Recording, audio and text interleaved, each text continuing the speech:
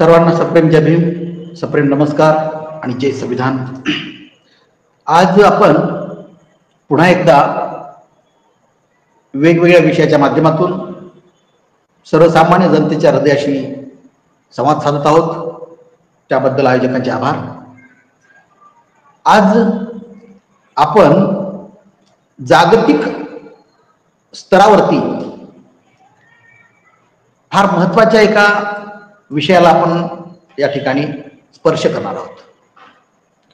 आपण पाहतो की या जगामध्ये प्राचीन काळापासून अनेक तत्ववेत्ते महापुरुष होऊन गेले। आपल्या देशात सुद्धा प्राचीन काळापासून आपल्या देशामध्ये महापुरुष तत्ववेत्ते होऊन गेले, परंतु या सर्वच तत्ववेत्ते आणि महापुरुष यांच्या संघर्षमय जीवनाचा, त्याग आणि समर्पणाचा इतिहास आपल्या समोर ग्रंथाच्या रूपाने, वेगवेगळ्या प्रसार माध्यमाच्या रूपाने आपल्या समोर एक आदर्श म्हणून असतो। असेच आदर्श असलेल्यांपैकी एक महान तत्ववेत्ते आणि महापुरुष अल्फ्रेड नोबेल या स्वीडिश म्हणजे स्वीडन मधल्या या महापुरुषाचा आपण या ठिकाणी त्याच्या संपूर्ण जीवनाच्या संघर्ष आणि त्यागाचा इतिहास आपण या ठिकाणी पाहणार आहोत। हे पाहण्याचा किंवा या विषयाला आपल्या समोर पोहोचवण्याचा एक उद्देश आहे। तो उद्देश हा की आज आम्ही केवळ राज्याचे नव्हे, देशाचे नव्हे, तर संपूर्ण जगाचे नागरिक, आज आम्ही जगाचे नागरिक ज्या अवस्थेमधून जात आहोत, ज्या व्यवस्थेने व्यवस्थितपणे अव्यवस्था बनविलेल्या प्रवाहामधून वाहत आहोत, या हतबलतेमुळे, उदासीनतेमुळे जे काही आपल्या समोर वेगवेगळ्या प्रकारचे संकट येत आहेत, आणि ही संकटे ही आजकालची नाही आहेत, ही संकटे प्राचीन काळापासून आहेत। परंतु त्या काळामध्ये त्या महापुरुषांनी या संकटांना नष्ट करण्यासाठी, पराभूत करण्यासाठी वेगवेगळ्या प्रकारचे त्यांनी प्रयत्न केलेले असतात, क्रांत्या केलेल्या असतात। आणि त्याच क्रांत्याचा आदर्श घेऊन आपण निदान त्यांच्या क्रांत्या समजून घेऊन, त्यांचा त्याग समजून घेऊन, त्यांचं समर्पण समजून घेऊन आपण आपल्या जीवनातील असलेल्या समोरच्या सर्व समस्यांना पराभूत करण्यासाठी एक आदर्श आणि ऊर्जा आपल्याला मिळत असते। आणि यासाठीच महापुरुष आणि तत्ववेत्ते केवळ आपल्या, तुमच्या, आमच्या या जगाच्या सर्वच नागरिकांच्या सुखासाठी, कल्याणासाठी यांनी आपलं स्वतःचं सर्वस्व समर्पित करून अर्पण केलेलं असतं। आणि म्हणून अशा बोटावर मोजण्या इतक्या जागतिक स्तरावरच्या या महामानवांच्या, महापुरुषांच्या जीवनाच्या क्रांतीचा इतिहास आपण, धगधगता इतिहास आपण या ठिकाणी पाहणार आहोत। आपण म्हणतो या जगामध्ये नोबेल पुरस्कार फार महान आहे, फार मोठा आहे, जागतिक स्तराचा आहे, परंतु या सर्वात श्रेष्ठ आणि महान आणि सर्वात मोठा असलेल्या जागतिक नागरी पुरस्काराची म्हणजेच नोबेल पारितोषिकाची, नोबेल पुरस्काराची जी काही ऐतिहासिक महत्व आहे, महती आहे, ती मात्र आजपर्यंत कोणालाही ठाऊक नाही किंवा माहिती नाही। आणि त्यातल्या त्यात सर्वसामान्य जनतेला ती माहीतच नाहीये।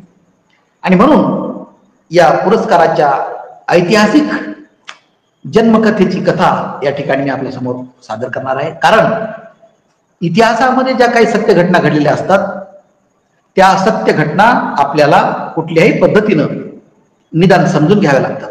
आपण ज्या पद्धतीनं प्रवाहात वाहत जातो, आपल्या या प्रवाहाच्या विरुद्ध दिशेने पोहोच जाऊन या महापुरुषांनी आपल्यासाठी कल्याणकारी जीवन निर्माण केलेलं असतं। आणि अशा या महापुरुषांपैकी एक असलेले अल्फ्रेड नोबेल यांचा आपण या ठिकाणी एक जीवन अनुभव समजून घेणार आहोत। अल्फ्रेड नोबेल यांचा जन्म 1833 मध्ये झालेला आहे आणि त्यांचं निधन 1896 मध्ये झालेलं आहे। आता अल्फ्रेड नोबेल विशेष सांगायचं म्हणजे ते शेवटपर्यंत अविवाहित राहिले, हा एक त्यांच्या त्यागाचा उत्तम नमुना. दुसरं, ते लहानपणापासूनच फार जिद्दी आणि ध्येय वेडे होते. त्यांचे वडील सिव्हिल इंजिनियर होते. अनेक प्रकारच्या बांधकामाचे कॉन्ट्रॅक्ट ते घेत असत आणि काम करत असत. परंतु त्यांच्या बांधकामाच्या साहित्याची एक बोट समुद्रात बुडाल्यामुळे त्यांचं फार मोठं नुकसान झालं आर्थिक. आणि मग त्यांच्यावरती एवढी वेळ आली की त्यांच्या पत्नीला म्हणजे अल्फ्रेडच्या आईला वेगवेगळ्या प्रकारचे बाजारामध्ये छोट्या छोट्या वस्तू विकून आपला उदरनिर्वाह करावा लागला. अशा अवस्थेमध्ये अल्फ्रेडचा जन्म झाला आणि जन्म झाल्याच्या नंतर लहानाचा मोठा होऊ लागला. त्याचं संगोपन त्याची आई आणि आपले वडील करू लागले. त्यांचं बाल शिक्षण हे त्यांच्या घरामध्येच, वडील सिव्हिल इंजिनियर असल्यामुळे जास्तीत जास्त घरामध्येच त्याचं शिक्षण झालं. आणि शिक्षण होत असताना प्राथमिक शिक्षण, माध्यमिक शिक्षण पूर्ण झाल्याच्या नंतर कॉलेजचं महाविद्यालयीन शिक्षण झालं. आणि त्या महाविद्यालयीन शिक्षणामध्ये महाविद्यालयामध्ये शिकत असताना त्यांनी केमिकल इंजिनिअरिंग कॉलेजमध्ये केमिकल इंजिनिअरची पदवी त्यांनी प्राप्त केली. आणि हे शिकत असताना लहानपणापासून जन्मतःच त्याचा एक नैसर्गिक गुणधर्म होता. तो गुणधर्म असा की एखादी गोष्ट मनामध्ये घेतली की तिचा शेवटपर्यंत छडा लावल्याशिवाय सोडायची नाही. ही जिद्द, हे ध्येय त्यांच्यामध्ये होतं. आणि म्हणून एक सोबेरो नावाचा त्याचा एक महाविद्यालयीन मित्र होता. या मित्राने नायट्रोग्लिसरीन या रसायनाचा शोध लावला होता. आता नायट्रोग्लिसरीन म्हटलं, या रसायनामुळं स्फोट घडतात, छोटे छोटे स्फोट घडत असतात. हे त्या स्फोट घडवण्याच्या पदार्थाचं पहिलं स्वरूप म्हणलं तर नायट्रोग्लिसरीन. आणि जेव्हा नायट्रोग्लिसरीनची निर्मिती केल्याच्या नंतर, स्फोटक पदार्थाची निर्मिती केल्याच्या नंतर त्या सोबेरो नावाच्या महाविद्यालयीन विद्यार्थ्याचं निधन झालं.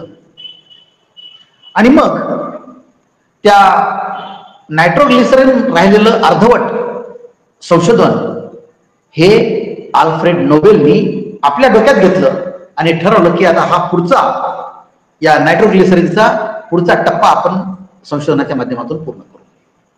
आणि मग त्या नायट्रोग्लिसरीनला त्यांनी ब्लास्टिंग ऑइल यामध्ये त्यांनी रूपांतर करण्यामध्ये यश मिळविलं.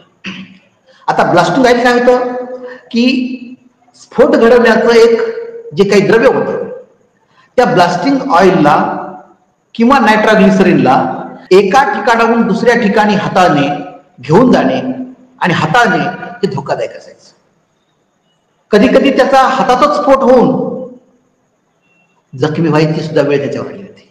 कोणाचे? अल्फ्रेड नोबेलच्या.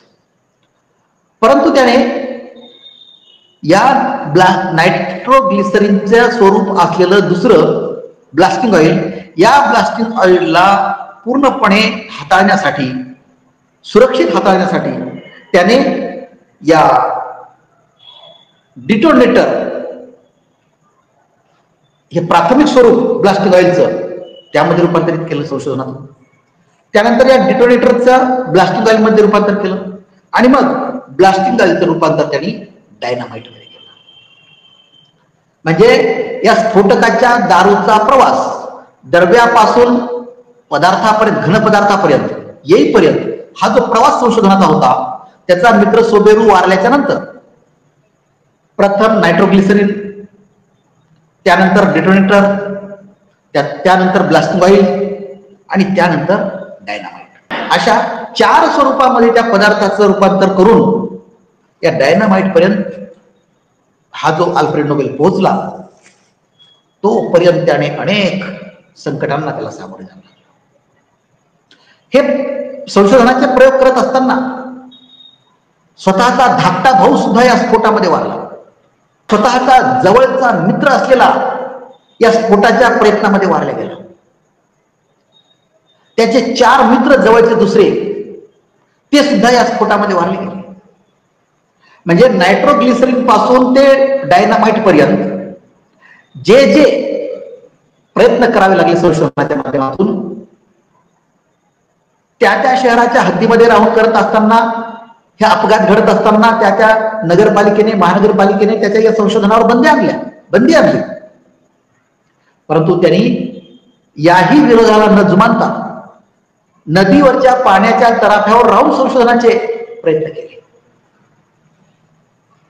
आणि या सगळ्या प्रयत्नामध्ये 1833 ते 1866 या 33 वर्षामध्ये त्याने जवळपास नायट्रोग्लिसरीन ते डायनामाइट या 4 प्रकारच्या संशोधनाच्या माध्यमातून 33 वर्षामध्ये यश मिळवलं. आणि त्यानंतर त्याने 1866 मध्ये एक कारखाना काढला. आणि तो कारखाना, त्या कारखान्यात केवळ आणि केवळ डायनामाइट या स्फोटकाची निर्मिती करण्याचं काम त्या कारखान्यानं सुरू केलं. मग या डायनामाइटच्या कारखान्याच्या निर्मितीसाठी वेगवेगळ्या प्रकारच्या देशामध्ये जाऊन त्याने, ज्या देशामध्ये तो प्रवास करत असेल त्या देशात जाऊन त्यांनी डायनामाइटचे कारखाने काढण्यास सुरुवात केली. या देशातून त्या देशात, त्या देशातून त्या देशामध्ये असे अनेक प्रकारचे कारखाने या डायनामाइटच्या निर्मितीचे त्यांनी काढण्यास सुरुवात केली. त्यासाठी त्याला त्या देशाची भाषा शिकावी लागली. आणि मग त्याने जवळपास 5 ते 6 भाषा त्याने अंगीकृत केल्या, शिकून घेतल्या. त्यामध्ये English, French, German, Russian, Swedish अशा जवळपास 5 भाषावर केवळ त्यांनी जाणलंच नाही, तर त्या भाषेवर त्यांनी प्रभुत्व मिळविलं. आणि या भाषावर प्रभुत्व मिळविल्याचा फायदा त्याला पुढे मिळाला. मग त्या देशामध्ये जाऊन त्याने या डायनामाइटच्या कारखान्याचे उभारणी आणि त्या कारखान्याच्या निर्मितीतून मिळणारा नफा, हा बिझनेसमॅन होता पक्का.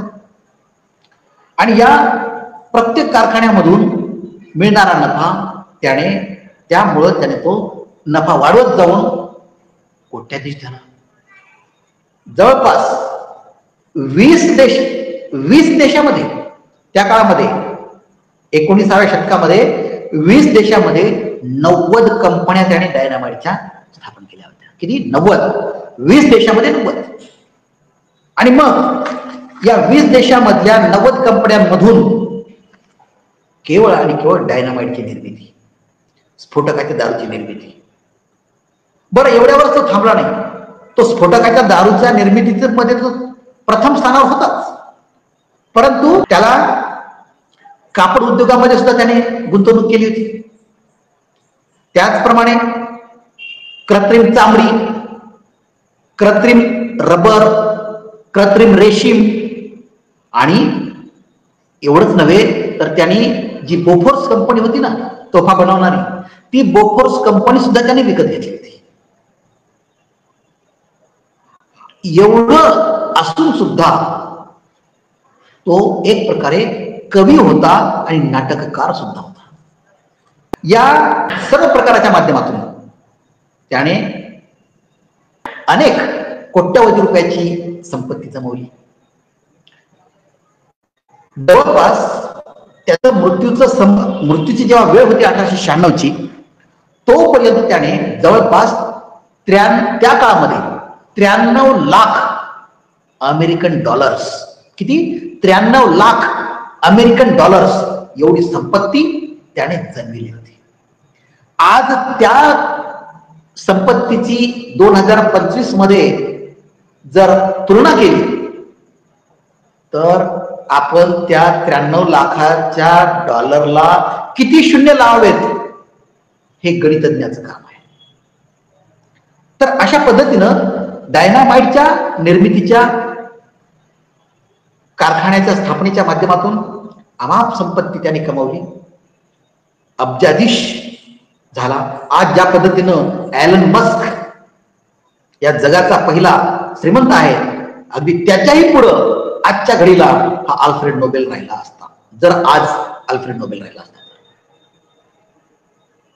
आणि मग एक दिवस या अब्जाधीश झालेल्या, कोट्याधीश झालेल्या अल्फ्रेड नोबेलला एक दिवस वर्तमानपत्रामध्ये बातमी वाचायला मिळाली.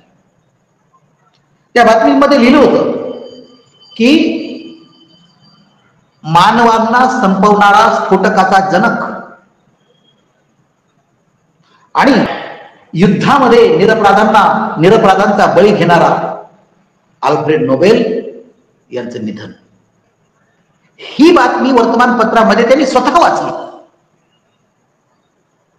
म्हणजे त्या काळामध्ये जे जे युद्ध होत होते त्या युद्धामध्ये या डायनामाइटचा उपयोग होऊन निरपराध सर्वसामान्य जनतेचा, त्याचप्रमाणे सैनिकांचा बळी जात होता.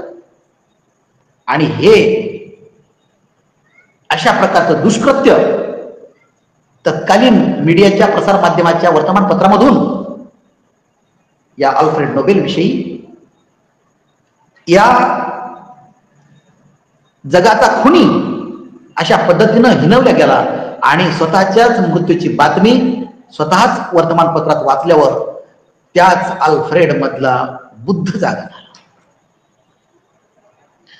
आणि मग या अल्फ्रेडनं त्या वर्तमानपत्रातली बातमी वाचल्याबरोबर ठरवलं मनाशी की नाही, आज मला मी या डायनामाइटचा शोध कशासाठी लावला.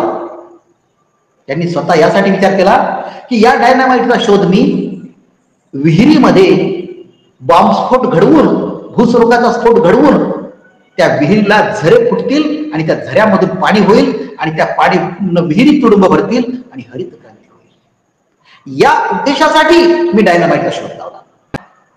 डोंगरामध्ये बोगदे खोदून रेल्वेचे ट्रॅक तयार होतील, डोंगरामध्ये बोगदे खोदून सडका निर्माण होतील, दळणवळणात क्रांती होईल, या मानवी कल्याणासाठी मी या डायनामाइटचा शोध लावला.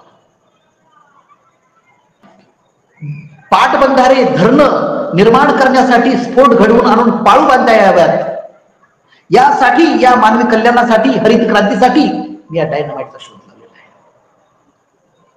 म्हणजे त्यांनी स्वतःला विचार केला की मी ज्या पद्धतीनं नायट्रोग्लिसरीन ते डायनामाइट या 4 प्रकारच्या संशोधनामधून मी ज्या पद्धतीनं माझा स्वतःचा भाऊ गमावला, माझे अनेक मित्र गमावले, मी स्वतः अविवाहित राहिलो, स्वतः मरता मरता वाचलो, या सगळ्या त्याग कशासाठी केला तो मी यासाठी केला होता की या भूतलावरती या सुरुंगाच्या स्फोटाच्या माध्यमातून वेगवेगळ्या प्रकारचे बोगदे खोदले जातील, दळणवळणात क्रांती होईल, विहिरीला पाणी, झरे फुटून हरित क्रांती होईल, धरणं बांधले जातील. या मुख्य उद्देशासाठीच मी या डायनामाइटचा शोध लावला होता, त्यागातून संघर्षातून.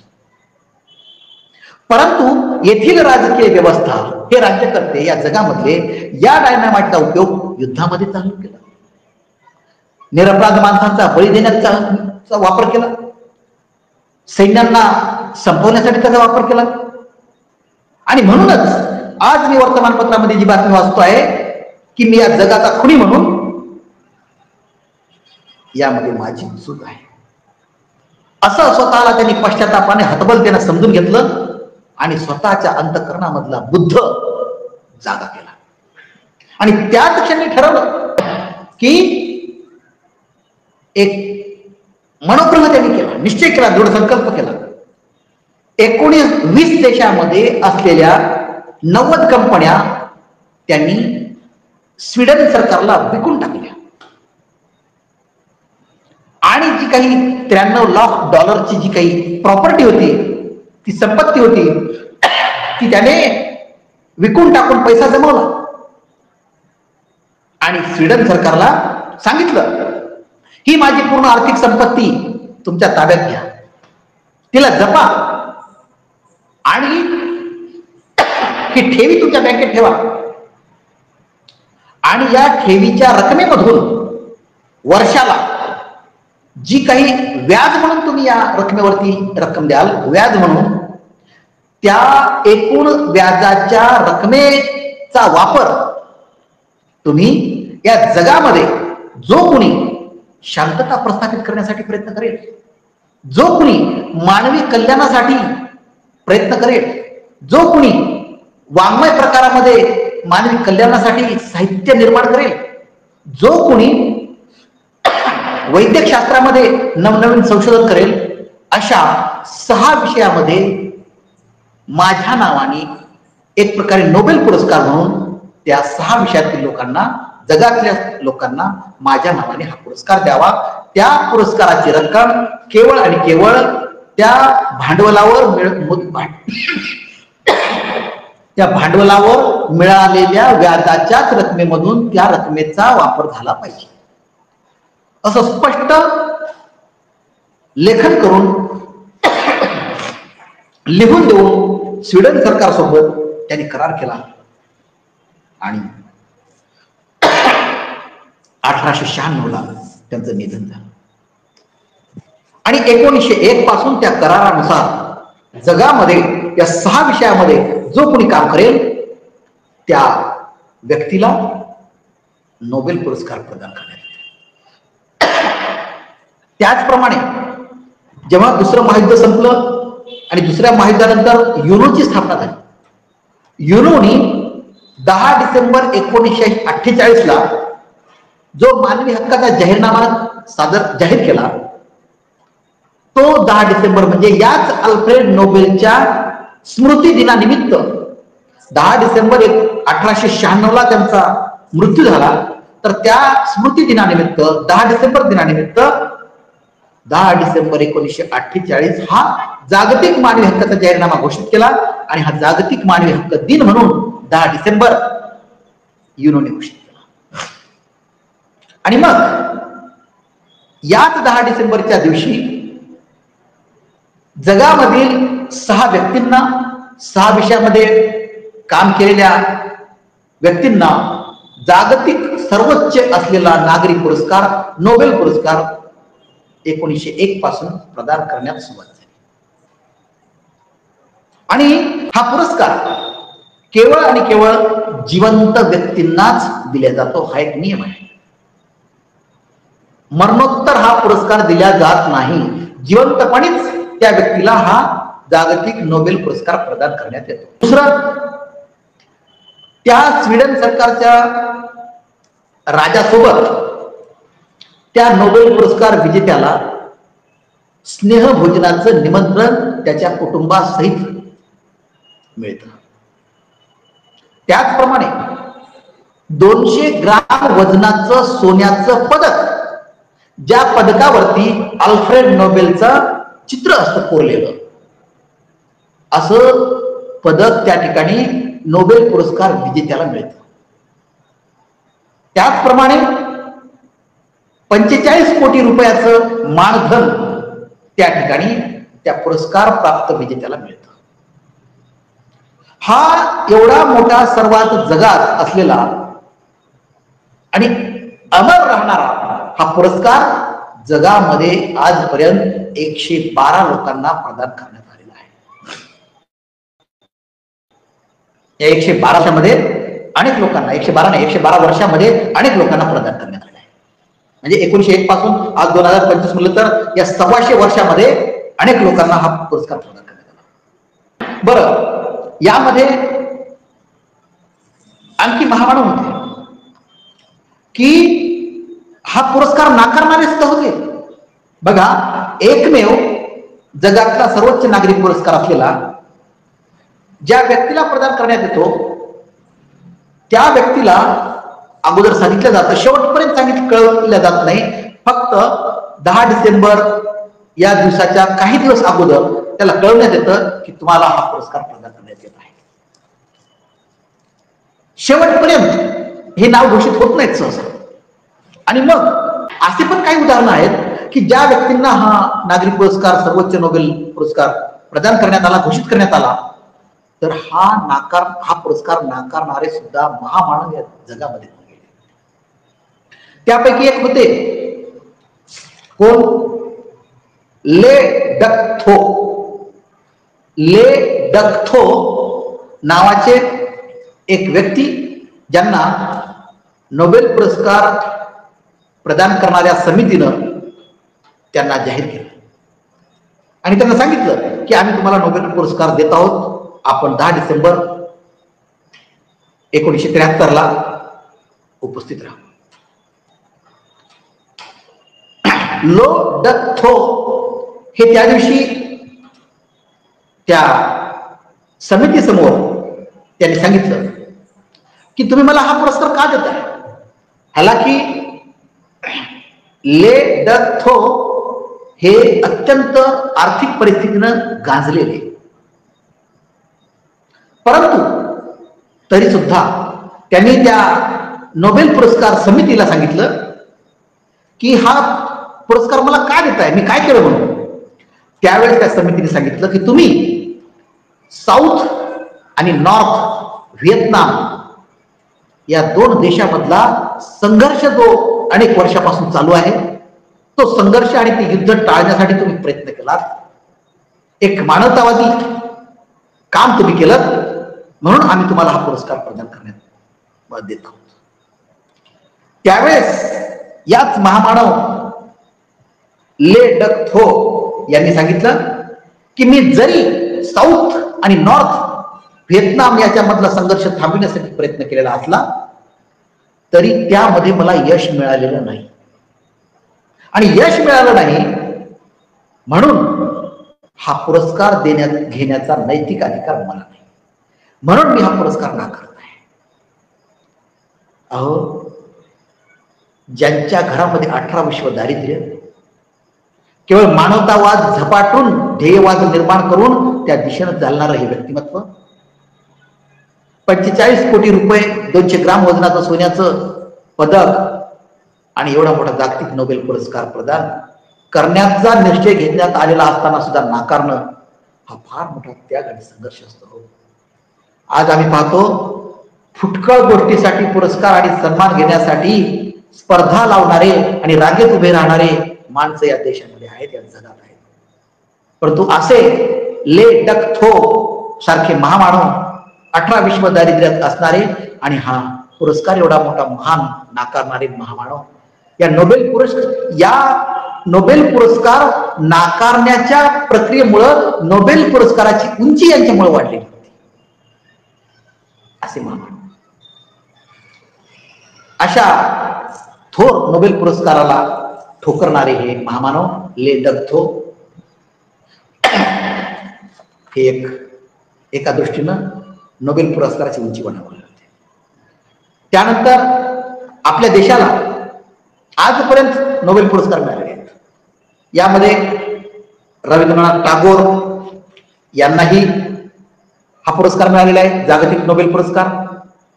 त्याचप्रमाणे CV रमन यांनाही हा पुरस्कार मिळालेला आहे. अमर्त्य सेन यांनाही हा पुरस्कार मिळालेला आहे. हरगोविंद खुराना यांनाही हा पुरस्कार मिळालेला आहे. सुब्रमण्यम चंद्रशेखर यांनाही हा पुरस्कार मिळालेला आहे. मदर तेरेसा यांनाही पुरस्कार मिळालेला आहे. रोनाल्ड रॉस हे भारतीय वंशाचे आणि भारतातच कर्मभूमी यांची होती, त्यामुळे हे भारतीय वंशज समजून आपण यांनाही आपल्या भारताच्या याच्यामध्ये समजून घेऊन यांनाही नोबेल पुरस्कार मिळालेला आहे असं गृहीत धरू. त्याचप्रमाणे मोहम्मद युनूस यांना सुद्धा नोबेल पुरस्कार, राजेंद्र पचौरी यांना सुद्धा नोबेल पुरस्कार मिळालेला आहे. व्यंकटरमण रामकृष्णन यांना सुद्धा हा नोबेल पुरस्कार मिळालेला आहे. असे जवळपास आपल्या देशामधले 11 लोकांना या नोबेल पुरस्कार प्राप्त झालेले आहेत. त्याचप्रमाणे जागतिक स्तरावरती महान असे जगामधले एकमेव व्यक्तिमत्व असलेले असे आहेत की ज्यांना जगातला सर्वोच्च नागरी पुरस्कार नोबेल हा मिळालाच, त्याचबरोबर त्यांना ऑस्कर पुरस्कार सुद्धा मिळालेला आहे. या जगामध्ये आजपर्यंतचा तरी एकमेव व्यक्तिमत्व ज्यांना ऑस्कर आणि नोबेल दोन्ही पुरस्कार मिळालेले आहेत, आणि ते व्यक्तिमत्व म्हणजे George Bernard Shaw. George Bernard Shaw यांना पिग्मॅलियन या सिनेमासाठी ऑस्कर पुरस्कार मिळाला 1938 मध्ये, आणि मानवतावादी नाटककार म्हणून त्यांना 1925चा नोबेल पुरस्कार सुद्धा मिळाला. अशा प्रकारे या नोबेल पुरस्काराची महती आहे. आणि या अल्फ्रेड नोबेलचा एकमेव पुतळा जर्मनीमध्ये उभारण्यात आला होता, आणि त्या पुतळ्याच्या वरती एका सुवर्ण अक्षरामध्ये कोरलेलं नाव होतं. अल्फ्रेड नोबेलची उपमा त्या ठिकाणी होती. त्या लिहून कोरण्यामध्ये काय होती? ती ही होती की तंत्रज्ञानाचा नैसर्गिक शक्तीवर विजय मिळविणारा. काय? तंत्रज्ञानाचा नैसर्गिक शक्तीवर विजय मिळविणारा अल्फ्रेड नोबेल.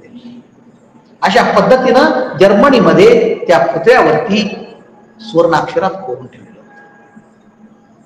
परंतु दुसऱ्या महायुद्धामध्ये जेव्हा जर्मनीवरती शेवटच्या काळात 1945च्या दरम्यान हिटलरला संपवण्यासाठी, पराभूत करण्यासाठी वेगवेगळे बॉम्ब टाकून उद्ध्वस्त करण्याचा प्रयत्न केला.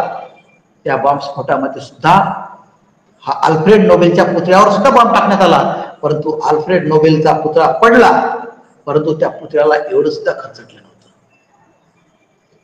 बघा, ज्या अल्फ्रेड नोबेलनी या डायनामाइटच्या स्फोटाची निर्मिती केली, त्याच स्फोटाने मरणोत्तर त्याचा पुतळा जर्मनी मधला त्याच बॉम्बने, त्याच स्फोटाने खाली पडला. हे याची डोळा, याची देही, याची डोळा, याची मरण, असं पाहण्यासारखं हे जे काही या वाक्याची उक्ती आहे ती या ठिकाणी लागू पडते. अशा प्रकारे या ठिकाणी अल्फ्रेड नोबेल हा मानवतावादी,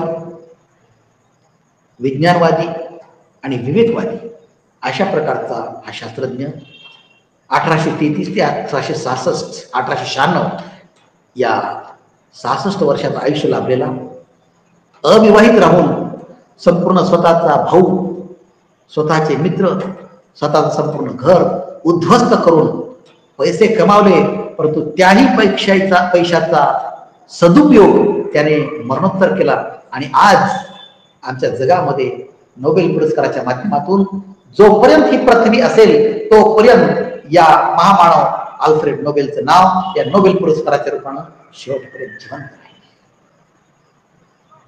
अशा महामानव अल्फ्रेड नोबेलला मी सॅल्यूट करतो आणि या ठिकाणी थांबतो. जय संविधान, जय भारत, धन्यवाद, जय.